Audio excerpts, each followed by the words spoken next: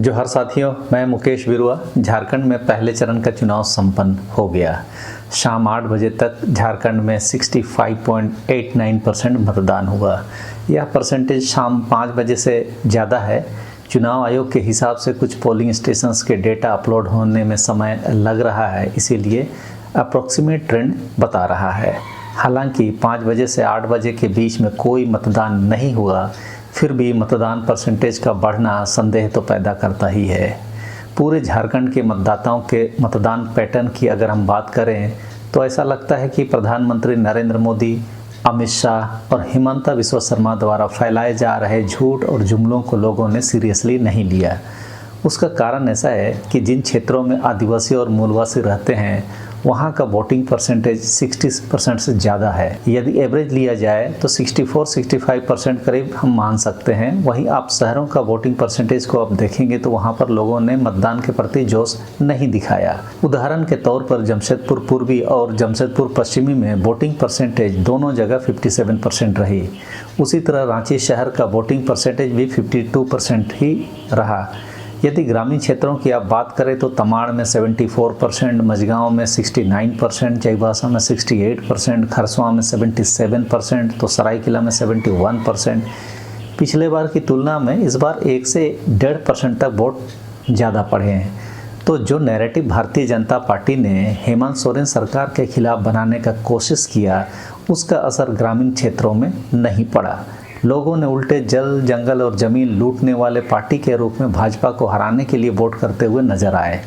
भाजपा के लिए वोट नहीं करने के कई कारण सामने आए हैं, जैसे पैराशूट से लाए गए कई नेताओं के कारण भाजपा के असली कार्यकर्ता चुपचाप बैठ गए, या वैसे लोगों को हराने के लिए अंदर ही अंदर इंडिया गठबंधन के लोगों के साथ काम किए। टिकट के बंटवारे में संगठन के लोगों को विश्वास में नहीं लेने के कारण भाजपा को भीतरघात का सामना करना पड़ा। शहरों में भी आप देखेंगे कि वोटिंग परसेंटेज ग्रामीण क्षेत्रों की तुलना में काफ़ी कम है। भाजपा की ओर से गैर आदिवासी मुख्यमंत्री होने की आशंका ने भी ग्रामीण क्षेत्रों में वोटरों को भाजपा से दूर रखा। ग्रामीण क्षेत्रों में हेमंत सोरेन के विरुद्ध कोई एंटी इनकम्बेंसी नहीं दिखी। जिस झारखंडी अस्मिता के साथ बीजेपी लोगों को अपने अभियान में जोड़ना चाहती थी, उसमें लोगों का समर्थन उन्हें स्पष्ट रूप से इस चरण में तो नहीं मिला। जिस जमीन के भ्रष्टाचार के मामले में हेमंत सोरेन को बीजेपी ने जेल में डाला था, वह मुद्दा बीजेपी के मुंह से चुनाव अभियान में निकला ही नहीं, जिस कारण आदिवासियों में हेमंत सोरेन ज़्यादा मजबूत लीडर के रूप में उभरे और अपनी गिरफ्तारी को भाजपा की साजिश समझाने में वे सफल हुए। जेएमएम अपने चुनाव क्षेत्रों में मजबूती से खड़ी नजर आई, लेकिन कांग्रेस का प्रदर्शन बहुत ज़्यादा चुस्त नहीं कहा जा सकता। फिर भी लोग पारंपरिक तरीके से वोट करते नजर आए। मीडिया और नेताओं के मार्फत वोटिंग के दौरान भी हालांकि यह नैरेटिव बनाने का प्रयास होता रहा कि लोग बीजेपी को ज़्यादा वोट कर रहे हैं, लेकिन वह सिर्फ चुनिंदा लोगों के द्वारा ही ऐसी बातें अलग अलग क्षेत्रों में फैलाई गई। शहरी पत्रकार वैसे ही लोगों से इनपुट ले रहे थे जिनका संबंध भाजपा से है। चौक चौराहों पर चर्चा में बीजेपी को अच्छा वोट मिलने की बातें चाय के बहाने सुनाई देने लगी। यह नरेशन पहले से तैयार किए गए एक स्ट्रेटेजी का हिस्सा स्पष्ट रूप से लग रहा था। कहीं पर भी हेमंत सोरेन सरकार के विरुद्ध वोट डालने का कोई माहौल ग्रामीण क्षेत्रों में तो नहीं था। उसके बावजूद भी चौक चौराहों में बीजेपी को वोट मिलने की बात जब सुनाई देने लगती है तो एक शक होने लगता है कि कहीं ईवीएम सेट तो नहीं है ना। सामाजिक संगठनों ने राजनीतिक पार्टियों से फॉर्म 17C रिटर्निंग ऑफिसर से कलेक्ट करने के लिए अपील किया था, लेकिन उसका कितना अनुपालन हुआ है इसकी सूचना तो राजनीतिक पार्टियां ही कर सकती है। पहले चरण के जो चुनाव हुए हैं उसमें हेमंत सोरेन सरकार के प्रति लोग खफा नजर नहीं आए। हेमंत सोरेन सरकार के मैया सम्मान योजना के कारण महिलाएं बढ़ चढ़कर वोटिंग करते नजर आई। ऐसा लगता है इस बार महिलाएं झारखंड सरकार बनाने जा रही है। साथ ही भाजपा द्वारा फैलाया जा रहा नैरेटिव भी लोगों के गले नहीं उतरा। वे लोग स्थानीय स्तर पर ही भाजपा के अंदर संगठन के उथल पुथल से जूझते नजर आए, जिसका सीधा फायदा जेएमएम गठबंधन को होता हुआ दिखा।